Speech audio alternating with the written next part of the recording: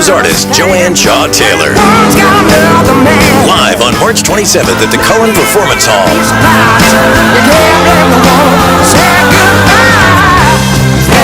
Tickets on sale now at uh.edu. Tickets on sale now at rutheckerthall.com. Join Joanne Shaw Taylor.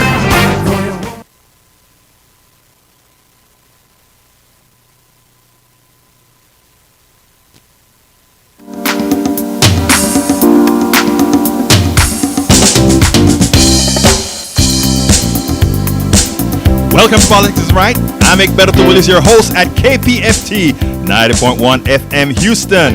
In the studio with us today is my brother from another mother, my great friend, El Señor Bruce Pollard. How you doing today, I'm Bruce? doing great, Egberto. It's really good to be here with you, and we're going to have some good discussions today, I think. Absolutely. There's a lot happening. Absolutely so. You know what, man? We go back a long time. We're going to have some fun today. But today, I am very, very concerned. I don't know if Bruce is going to completely agree with me, and I know if he doesn't with what I'm going to say here, well, hear about it. But anyhow, folks, title of the show. Beforehand, today, I would love folks to listen to what I'm talking about here, and I'd love to hear your input early on in the show, if you will.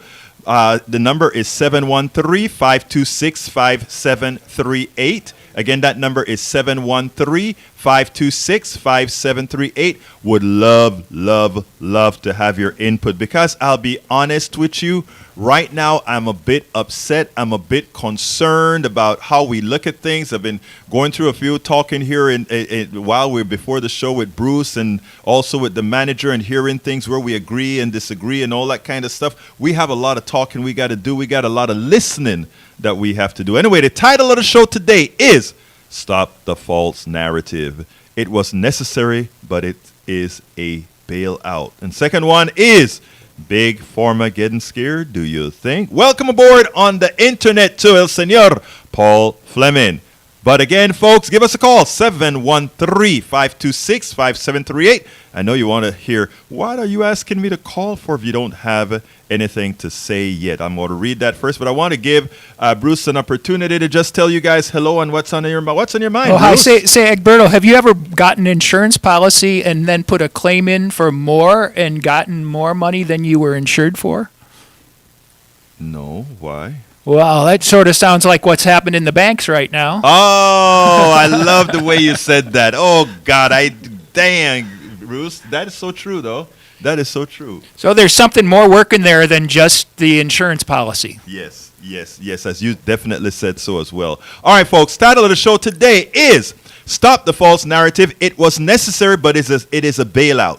And second item is Big Pharma getting scared. Subtitle of the show, Stop the False Narrative to Protect a Financial Sector that Produces Nothing as it Enriches Itself with Faux Products.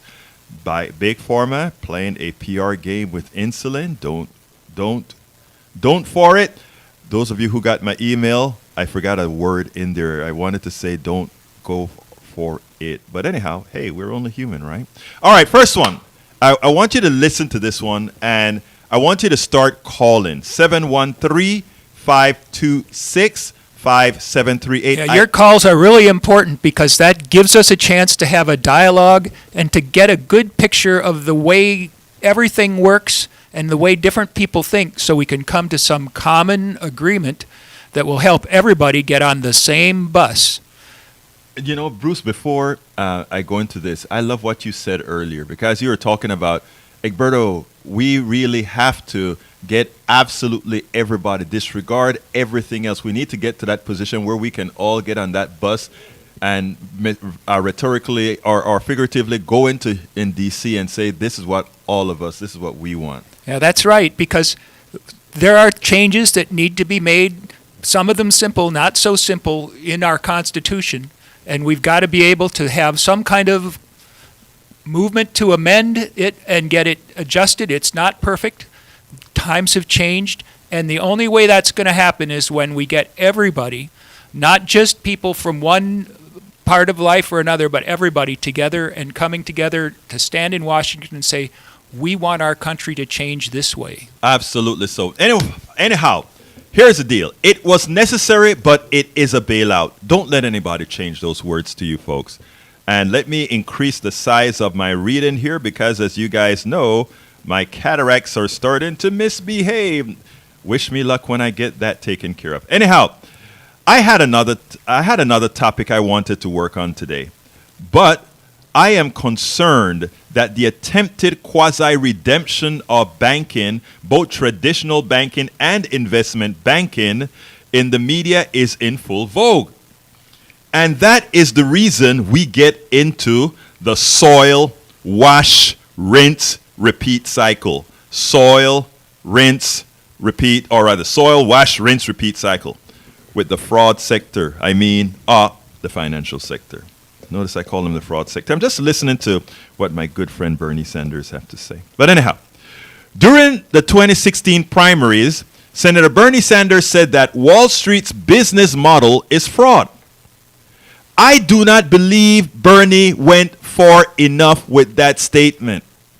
He should have said that our entire financial sector is predicated on legalized fraud. In other words, most of what is done in the financial sector are legal. But being legal does not mean ethical, moral, or beneficial to society. When one understands the definition of a parasite, it is difficult not to see that the financial sector is flushed with a large contingent of parasites and parasitic behaviors. I don't want to come across too harsh, even though that was sort of harsh. Well, Sort of harsh. Yeah, that was sort of harsh. But, you know, Bruce, and I know to some extent you probably will have some words on this, but Bruce, when I see the way we talk about the average person and we don't want to give student loans and the way we treat other folks, we don't coddle the rest of Americans. And every time something happens with something like the banking sector or something like the stockholder, or we always try to do something fast to make it whole. Look, Biden had to do what Biden did. I agree. But my God, look how fast it happened over a weekend, and they came out and they told all those folks in the banks with deposits, we'll make you whole. Your thoughts? Yeah, well, first off, I think that the system, the FDIC system, is designed, I always thought, to make everybody whole enough.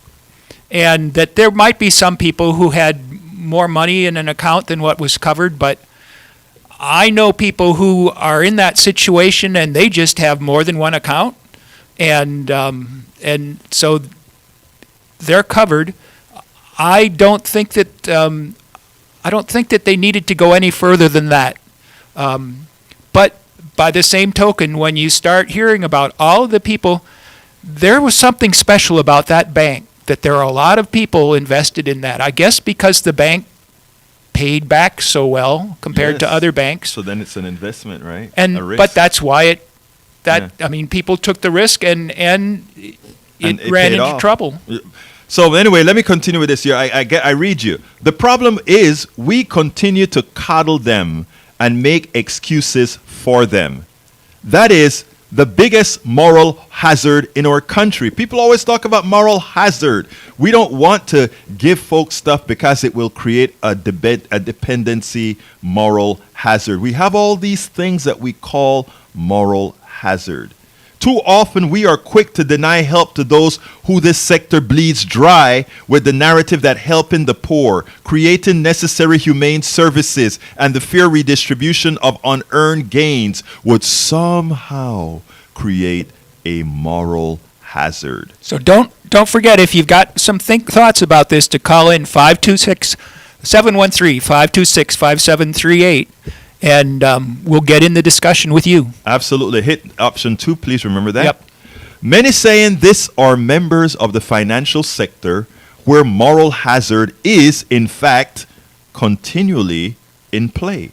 Projection only works if we allow it to work. In other words, when you hear all these people talking about moral hazard on Wall Street, when it's about increasing taxes so that we can get health care, so that we can get care for the kids who need their parents to go to work, so they need somebody to take care of the kids, so that whenever we talk about giving increasing taxes on those who have best benefited from our economic system, they talk about, no, that's a moral hazard.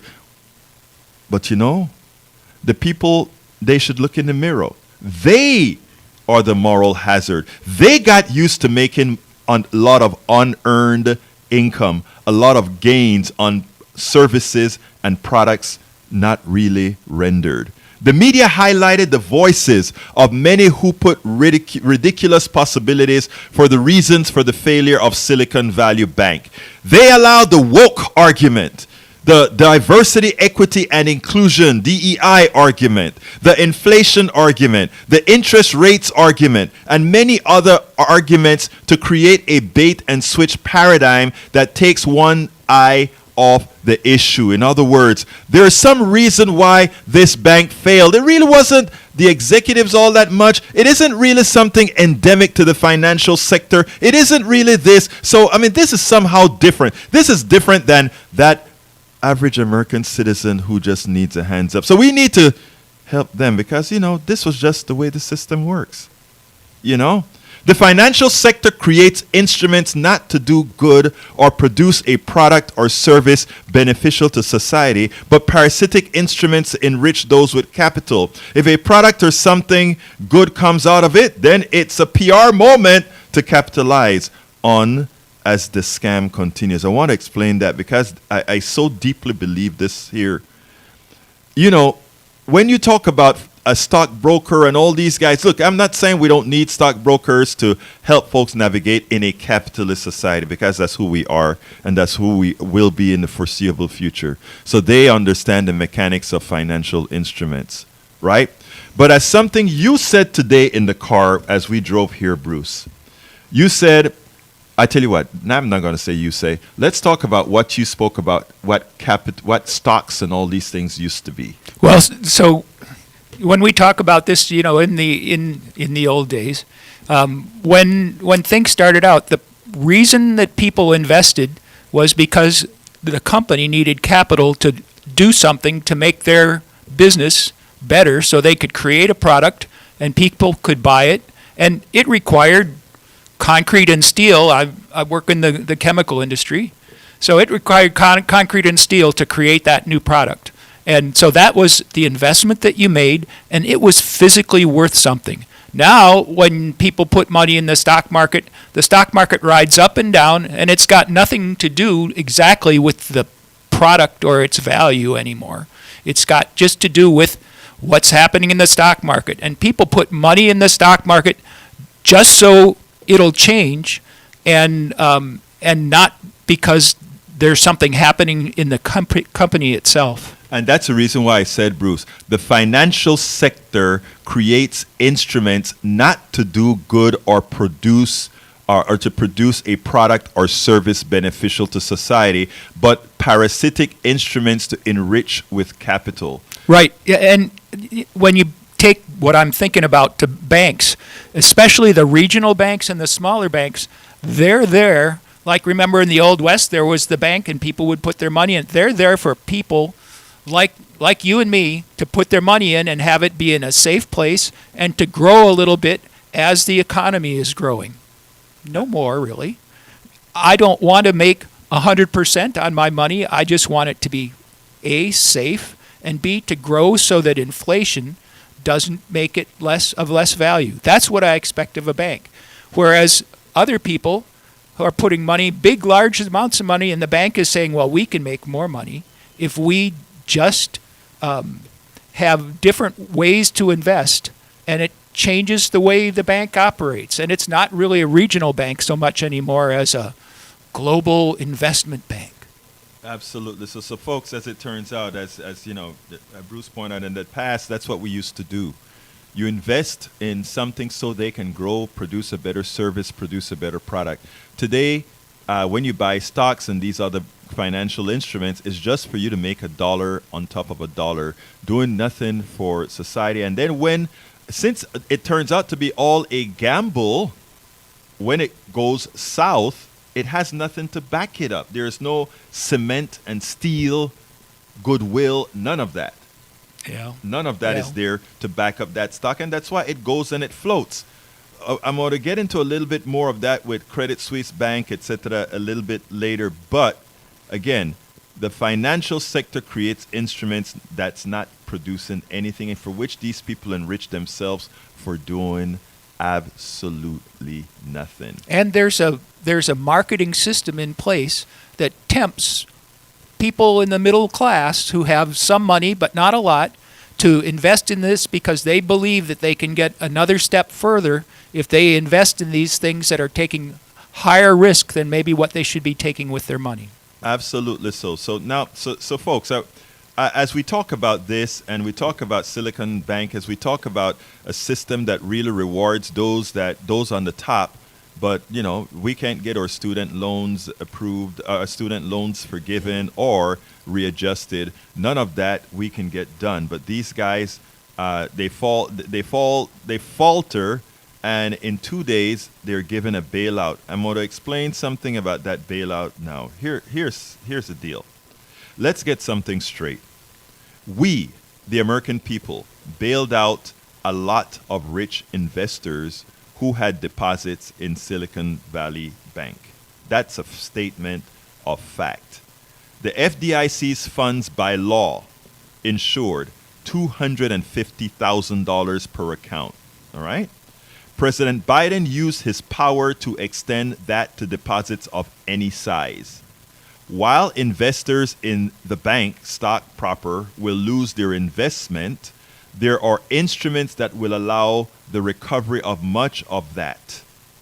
But make no mistake, accounts over 250 received a bailout. When they claim that the FDIC is paying for the accounts, and as such taxpayers are not on the hook, that may be seemingly true, but factually false. The banks pass all those fees right back to the taxpayers with higher fees and lower interest on their deposits. So make no mistake here. The only way we can cover the losses in those banks is for it to come from the FDIC by fees, yes, paid by these banks, but those fees are not ultimately paid by the bank. It is ultimately paid by you. So, Egberto, I'm still confused a little bit. Yes. When I put money in the bank, I think they put it into a vault or put it into some bonds or something which are of fixed value. If they make a little money on it, they share that with me. But that money is always there. What happened here? I mean, did my money go away? Did they use my money for something else? And that's the thing, that's a part that we call, well, at first, a lot of the banks, and including what this bank did here, is they would invest that money into things like government bonds, right? That pay a fixed rate. They would invest in other instruments. They'd loan the money back out because loaning the money out is itself an investment, right? In other words, if I put X amount of dollars in a bank and I am allowed, there's a thing called a demand deposit. You have to keep X amount in reserve, but you can loan the other rest out, which is what caused the creation of money. So you're telling me that bank Right. loaned out more money, so they didn't have my $250,000. No, they had an IOU for you. In other words, I owe you that $250,000, but I gave that $250,000. I put it to work by loaning it to somebody else who paid a little interest on that, and then I gave you a piece of the interest I collected by loaning out your money. But then when the value went down of the things that they were loaning, for example, I guess that's what treasury bills almost are now. Right. Bonds, that all of a sudden my money was gone? Your money was never gone because the truth of the matter is they had a secure government bonds, supposedly. And if you have a government bond, the face value of that bond remains the same. The market value of that bond changes because if the government is now issuing bonds at a higher cost, at a higher interest rates. In other words, if you have a bond that's paying 2%, and the government issues are now issuing bonds at 5%, well, suddenly, if you were to try to sell your bond, there's a formula that they're going to use that says, well, over time, Right. that bond is worth less over time in an inflationary market. That's like in the engineers world, we do this thing called net present value. Net present, there you go. Exactly right. Exactly right. So, but the thing about it is the face value of that money stays the same. So if that bank never intended to get rid of those 10-year government bonds, nothing really changed. It's because of the way our floating economic system works that makes it any different. In other words, because that particular bond, if they attempted to sell it, they couldn't get face value. That is the reason why the bank is supposedly in trouble. Here's the funny thing about it, though. The feds are going to loan money to all these guys at the face value of their assets. So then what triggered the run?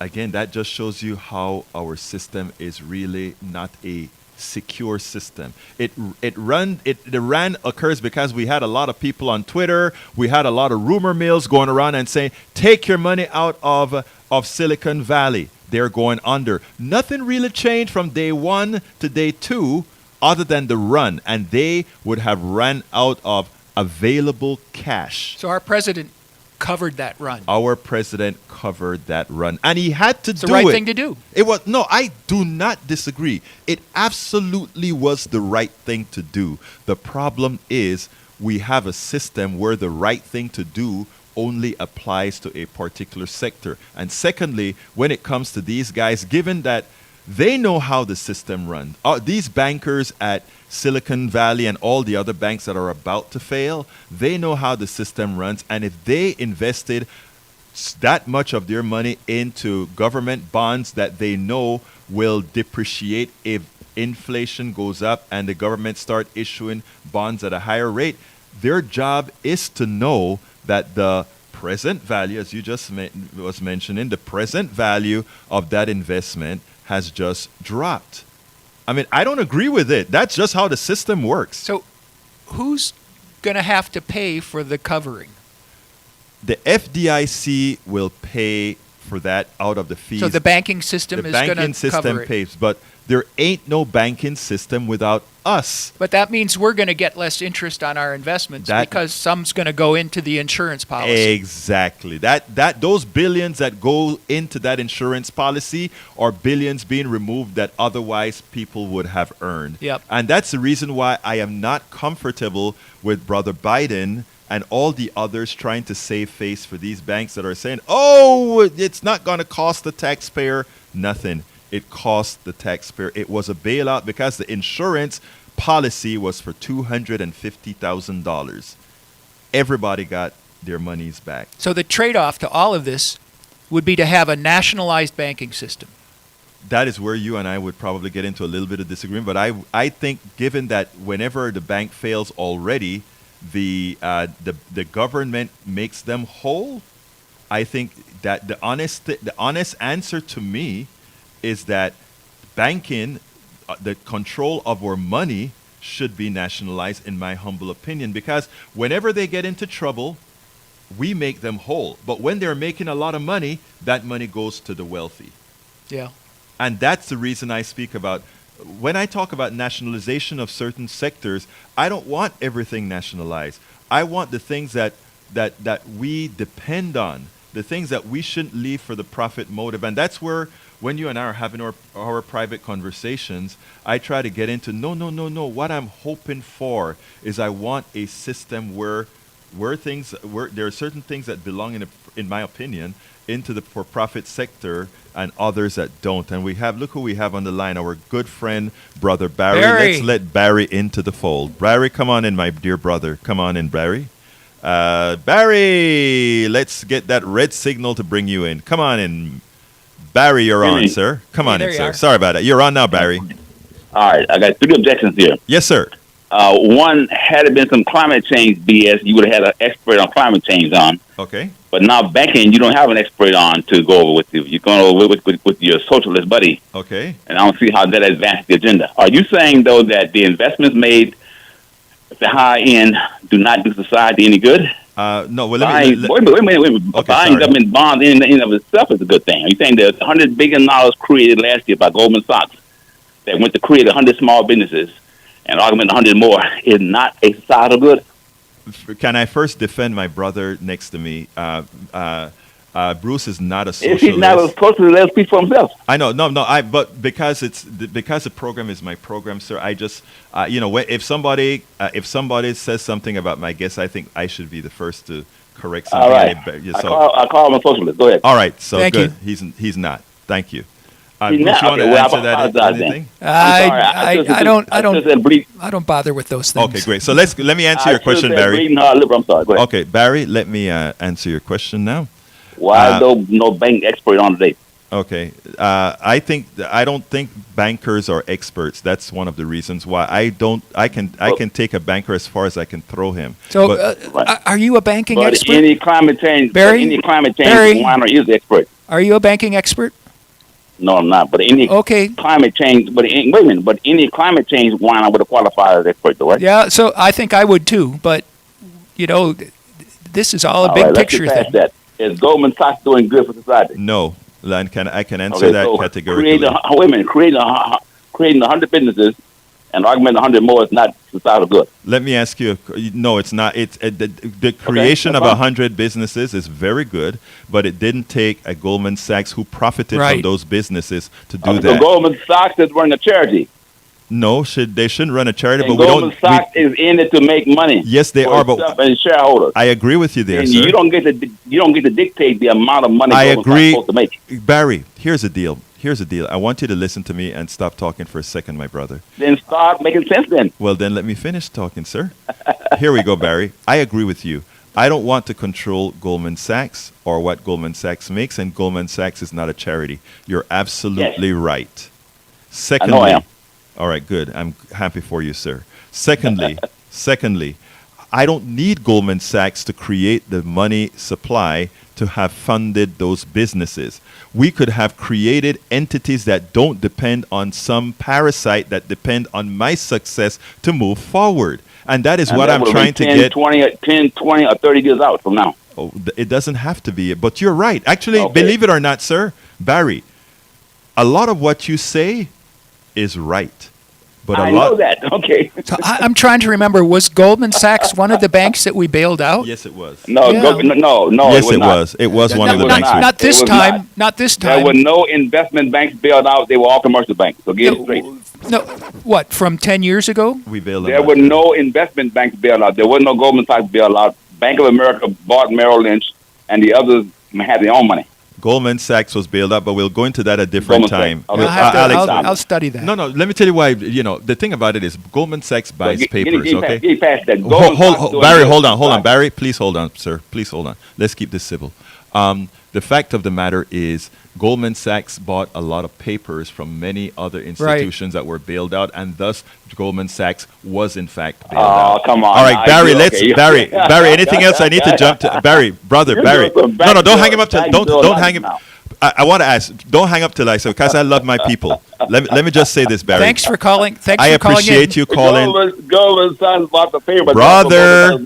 When we talk climate, I'll want to hear from you because I'm gonna ask some tough questions with climate. I'm not a climate change whiner. Barry, Oh. look, Barry, I appreciate your call. You keep listening and you keep calling because we always like hearing your voice. Okay, brother? And could we finally get the truth that Goldman Sachs is not running a charity? You cannot control Goldman Sachs' money. Yes. The shareholders are not putting much capital at risk for their health. Thank you. 75% of what you said is true. Thank you. Thank you, Barry. Have a great day. All right, let's go to Jane. Come on in, Jane. Good morning, or good afternoon, I should say. Good afternoon, Jane. I'm kind of confused here. Yes, ma'am. I'm talking about the SVB, the Silicon Valley Bank failure. Yes, ma'am. And you were talking about nationalization of the bank Yes, ma'am. because they're paying out not only for people who own regular banking accounts, but Right. also for those who do investments in this. Am I Yes. correct, or did I? No, did I you're hear that absolutely wrong? correct, ma'am. You're absolutely correct. Okay. Well, as far as I know, and I could be wrong, Mm-hmm. okay, I have investment accounts and I have banking accounts. Yes, now, ma'am. Right. banking accounts are two types, as far as I know. Right. You can, besides the cash, which would be a savings account Mm-hmm. or a checking account, that kind of thing, or if you get a loan from the bank, Mm-hmm. that's daily citizen movement of money, and that's what I call a regular banking account.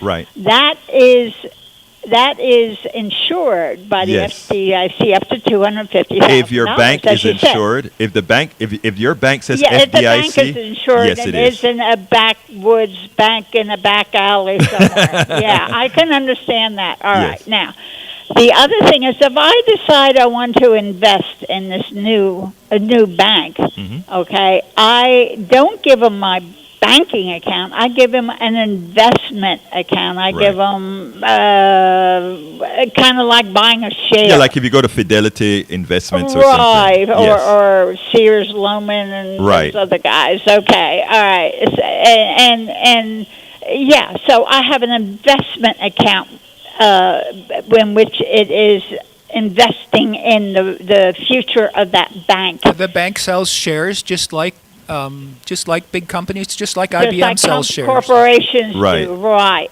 Now, from what I understand, and I might be totally off the wall here, but when I invest in a company, let's say Exxon, Right. and I invest over the years and buy when I have the money to buy another stock or 10 Right. stocks or something like that.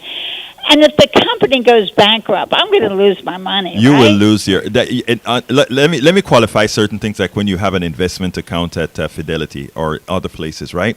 Two things. Well, they're holding They're holding. holding it. Right. They're holding it. They're not owning it. Right. They're holding Exactly. it. They have to have a place to hold Right. the stock. They are the one managing your stock, and yes, if Exxon goes under, you lose everything. That doesn't come under insurance. However, Right. places like Fidelity also have their own insurance policies, okay? In other words, if Fidelity goes under, because remember, Fidelity has its own mutual funds and all that kind of stuff as well, and that company can go under, like Lehman Brothers and others go under.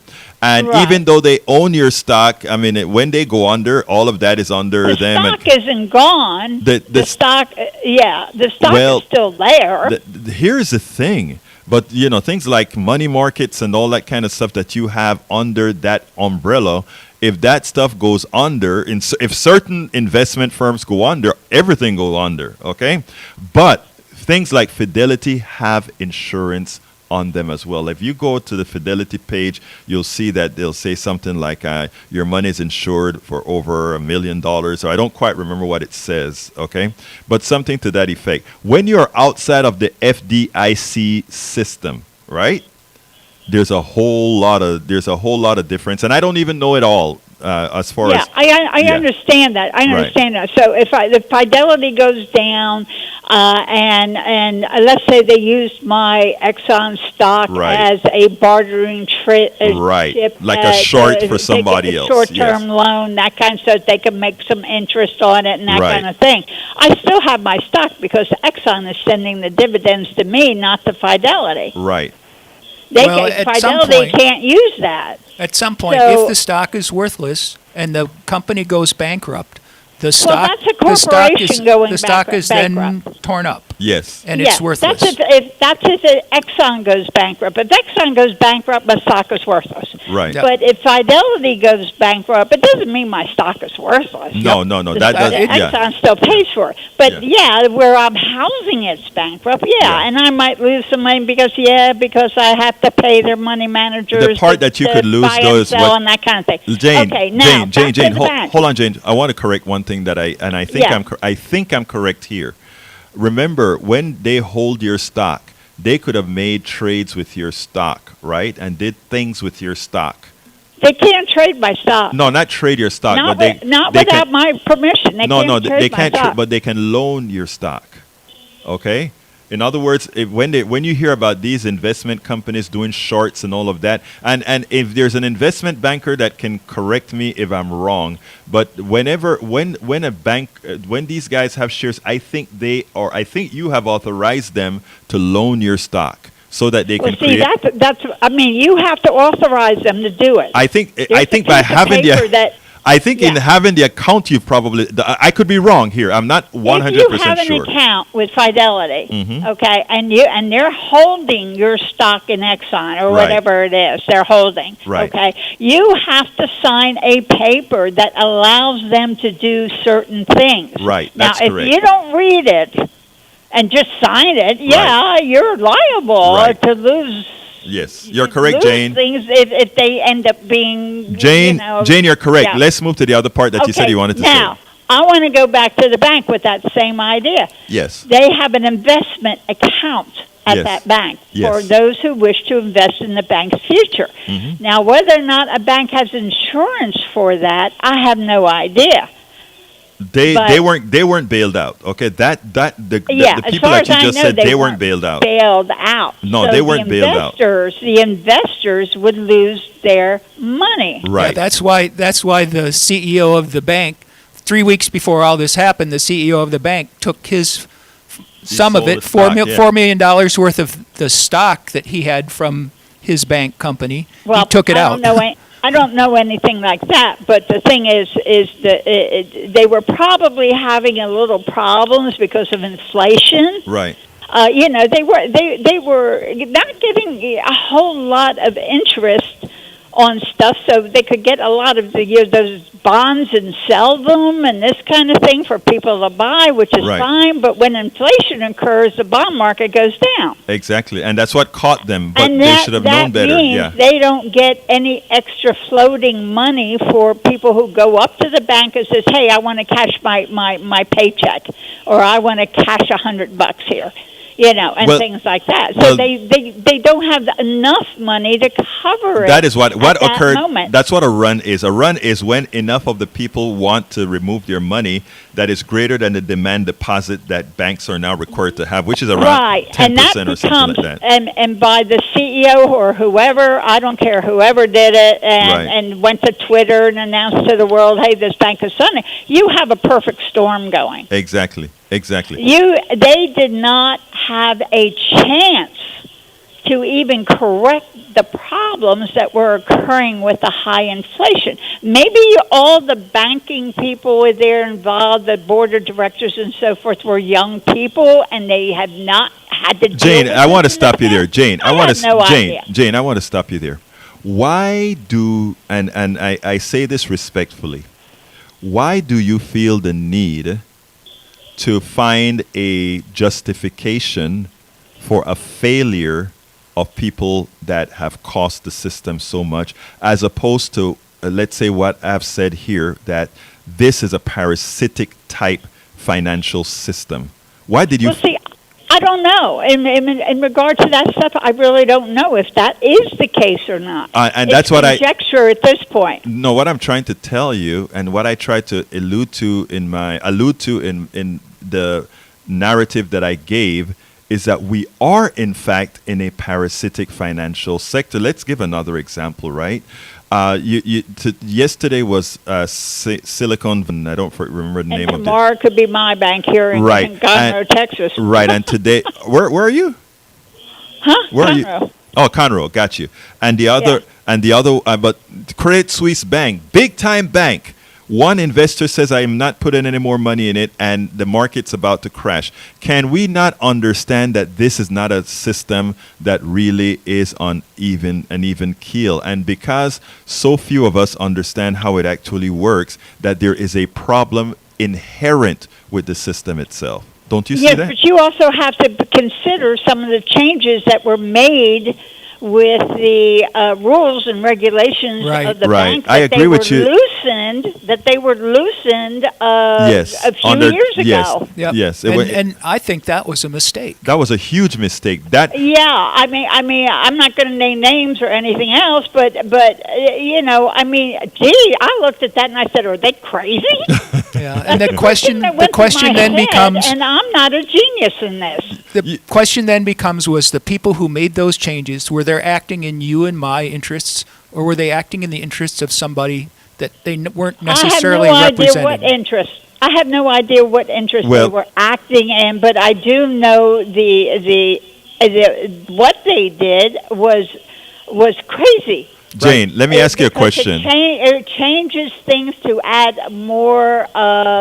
I don't want to say illegal, but Jane, more offhand. Just things. risk. Jane, I want to continue with the program, but I love your voice and I love what you bring. Yeah, but thanks for calling. I don't want to get her. I want to probe you on something else here, really, because I want the audience to hear this.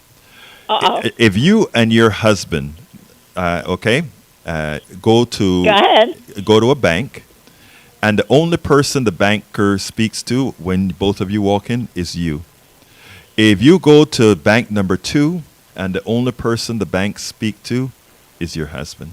If you go to these many other institutions, and the only person that gets respect and spoken to is your husband, what's the problem?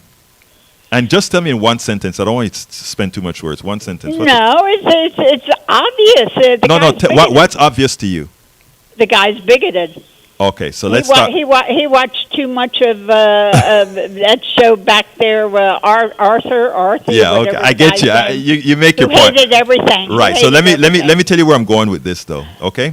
So if every time something happens in Congress relative to the financial sector, and the folks that always get ahead are the folks with that have a certain or in a certain class or in a certain income level. Well, that's wrong to begin with, period. Exactly. So so the same, I want people to start making the same, just like you were able to see immediately that there was an issue when you are the one going to the store with your husband or going wherever with your husband and he gets the respect. If everything that happens correctly... If we had that, the first thing I would do is say, what's the matter? I know, and that's what... I'm the financial genius, stop right there, Jane. Not my husband. Stop right there, Jane. Stop right there, Jane. That is what politics done right wants Americans to do with respect to our society. Just the answer that you just gave. I want them to stand up and say, why don't all of us benefit from the system? I got to let you go, Jane, but I really wanted to have one of our people actually come out and say what you just said. Thank you so kindly. Well, tell that to the governor that wants to own women. There you go. Thank you so kindly, my dear Jane. You have a wonderful rest of your day, okay? Thank you. Have a good show. All right, folks. 713-526-5738. 713-526-5738. That was a great call. That was a great call. Jane is great. I want to welcome into the fold on the internet. Great discussion going on the internet about the subject. Eric Hayes, welcome. Alistair Waters, welcome. Maywood, welcome. We also have Julie Henderson as well in the house. Thank you guys so kindly and Bridge MCP. Thank you all for being here in the house with us today. 713-526 and Paul Fleming as well. 713-526-5738. Hit option 2. 713-526-5738. Hit option 2. Let me go ahead and finish with the essay. Thank you very much, Jane, for that call. And the bank passed, I think I better read one line before that. When they claim that the FDIC is paying for the accounts and as such taxpayers are not on the hook, that may be seemingly true, but factually false. The banks pass all these fees right back to the taxpayers with higher fees and lower interest on their deposits. While I understand that that President Biden had to bail these banks out, instead of stressing that it is not a bailout or would not affect taxpayers, he should have talked about regulating the financial sector so they would stop the soil, wash, rinse, repeat cycle. They beg the government to make them whole when they expectedly screw up and pay politicians to keep the government off of their backs when they are profiting and accumulating their ill-gotten gains. Here is a note from a Fidelity Investment blog post one should digest. Several factors led to the precipitous collapse of SVB, Silicon Valley Bank. Most of Silicon Valley Bank clients include tech and venture capital companies, in addition to executives for those firms. In an effort to attract clients, SVB offered a relatively high rate on deposit compared with many larger rivals. So here's the kicker. SVB offered relatively higher rates on deposits compared with their rivals. Remember, SVB went from a $50 billion bank to a $200 billion bank in less than 10 years. To help fund these higher rates, SVB bought longer term in higher yielding bonds when it was cash rich. But that was before the Fed began aggressively hiking rates and the venture capital market experienced some turbulence. The value of most of those bonds SVB purchased has declined substantially. Bond values generally decrease with interest rates, resulting in big investment losses. So, folks, it is clear many of the accounts with millions were there for investment purposes. When you say we haven't bailed out folks, understand this. A lot of people wanted to park their money where they could earn 2% or so in a market that's only paying 0.03% tax in a manner that they know was a secure investment. And when this bank sort of went under, we made them whole. Can we make the people who have student loans that were promised a good job whole? Can we give that mother who needs a break, who needs assistance with her kid, can we consider her just as worthy as well? We have to understand our worthiness. You want to add something to this, Bruce? You've been quiet for a while. I'm just trying to think. I mean, everybody's investing in our country and trying to make things better. And so when we have problems, they should help us make us whole or keep us on the same path towards getting better. I agree. Alistair, come on in, Alistair. Let's talk to my friend Alistair. Talk to me, my sister. Oh, hey. Hey. How's it going? It's going great, my dear. Talk to me. What would you like to add to this? Oh, my goodness. So, Jane, thank you, Jane, for helping represent Conroe, first of all, because, yeah, it's nice to know I am not alone in Montgomery County. Actually, I'm in Montgomery County as well. Are you really, Bruce? Yep, Porter. Oh, well, you're right around the corner from me. Hey, that's good to know.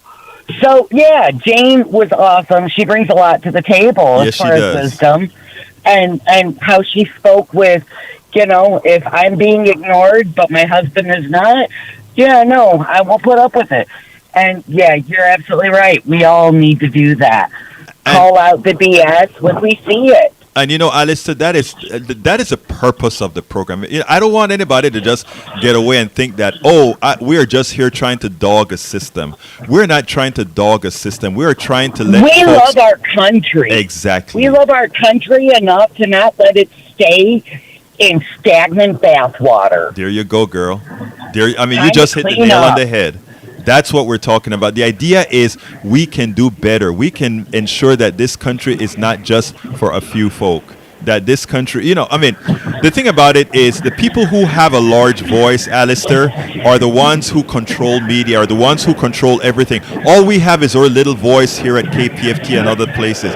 Now, if you think that the rest of the world, the rest of America is doing all that good, let me give you a number. And Bruce, I think this number is right. It's like 80% of Americans can't handle a $400 error bill. Okay? Yep, that's an 80-20. Right. And the thing about it is there is no reason for us to live that way, Alistair, because the only reason we are in that shape is that we have not acknowledged our worth to what those who are making have acknowledged. Right? And when we can get past, and that's the goal. With some of our family in the show on the afternoons saying how we have however many gazillion jobs that nobody wants, So it doesn't matter if people that Elizabeth Warren was standing up for against the Fed saying how many people are going to lose their jobs. Well, it doesn't matter because we still have 1 million jobs out there available.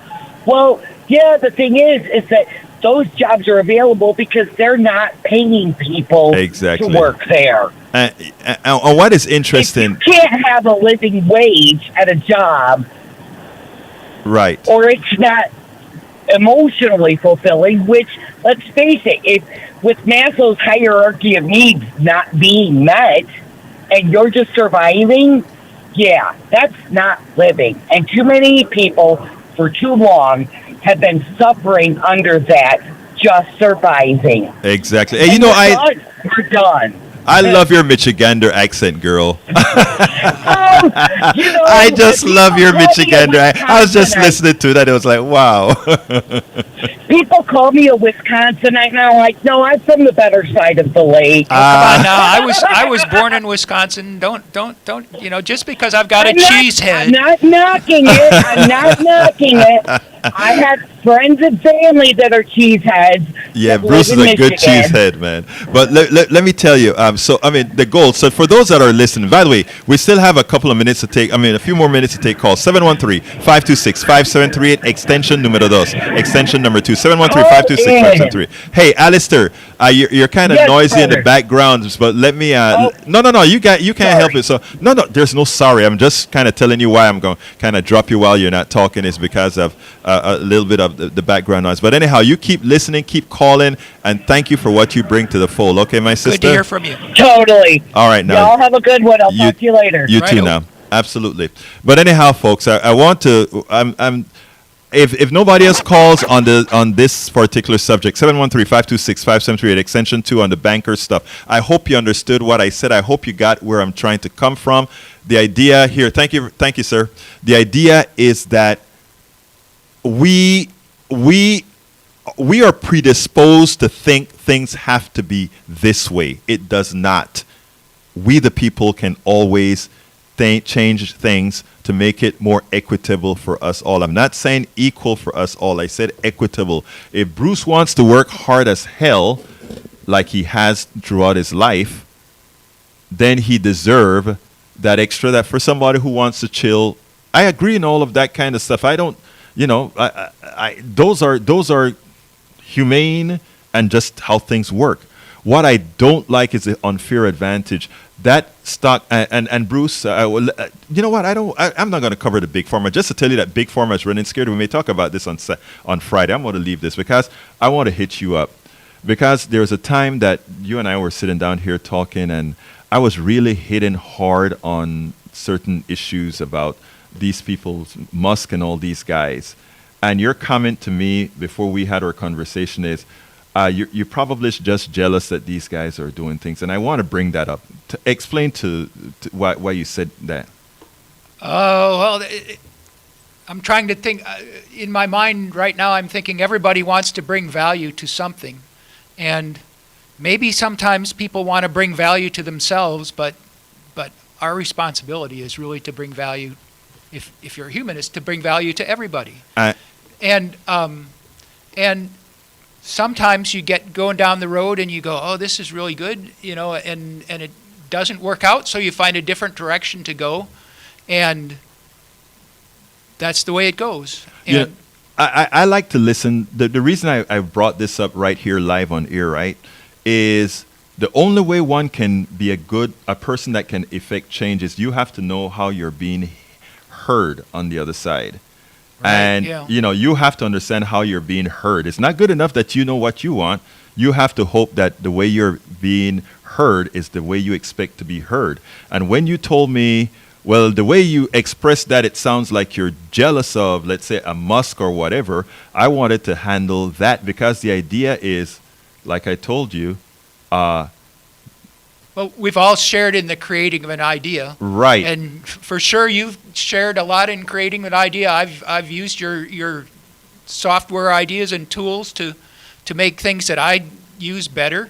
And so we all ride on the backs of each other. And that's the thing that, what I was trying to explain to Bruce is like, I swear to God, there's no jealousy of a Musk or all these guys that have turned that people have said turned ideas into success, because what I have for these guys is that they built it on the work of so many others. And then I turned the page on Bruce, and I enumerated all these things that Bruce, over the decades that I've known him, that Bruce have created and made in the industry that he's run. And in fact, you even told me the story about that fax. Tell us that little fax story. Oh, the idea that maybe 30 years ago that I thought it would be a good idea that perhaps they should make a fax machine, build a fax machine into a computer on the same board. We used to have a board called the modem board, and the modem board could actually do faxes too. So why not? And everybody at work kind of laughed at me. They said, "Why would that? We've got a fax machine." But 6 months later, it was a standard feature in computers that you would buy. You could send a fax right out of it. Thank you. And the moral to that story is the following. Bruce had that idea. Hundreds of people probably had that idea, right? And one person went ahead and had that idea and had the additional business mindset to do something with it. These days, I'm starting to think in the now. Right. There are things that we've got to do now, and we've got to get together and do together now to make this world be able to continue and to not have problems with the environment and problems with other kinds of people getting along. That we just got to straighten those things out one way or another. And it's all about now. It's not the past as much. History's good to learn from, but what we need to do now, we need to sit and talk together one-on-one and come up with the right ideas. That's why the calls are important for us, is because then we can see the whole picture and then we can discuss it together. And that is why we talk also, because like I said, you need to know how you're being heard. Yep, that's it. You have, and you only know that by people talking back to you and people not having the fear to just in your face tell you the things and that's what I want us to be here. And that's the point Egberto made to me, is that he sounds that way, but he sounds that way because he wants to be there to balance everybody so we can get the discussion going. Absolutely so, folks. But anyhow, I think I got 2 more minutes before we have to get out of here because there's another show coming. Only 1 minute. Oh, solamente Only uno. 1 minuto. ¿Qué es lo que te pasa, hermano? Mierco. All right, folks. Give me that scratch again. I want to hear that again. Here, you say, hey, I'm trying to get cool, man. I want to be cool. You know what I mean, That's Bruce? a different language entirely. There you go. Anyway, folks, look, I want to first thank you guys all for listening. Please remember to check in. Please remember to tell other people about KPFT 90.1. We have great programs throughout the day. Always remember, Monday, Wednesday, Fridays, noon, Politics Done Right. Tell people about it and get your butts on air with us. 713-526-5738 extension 2. But anyhow, my name is Egberto Willies. This is Politics Done Right, and you guys know how I end this baby. I am what, Bruce? Out!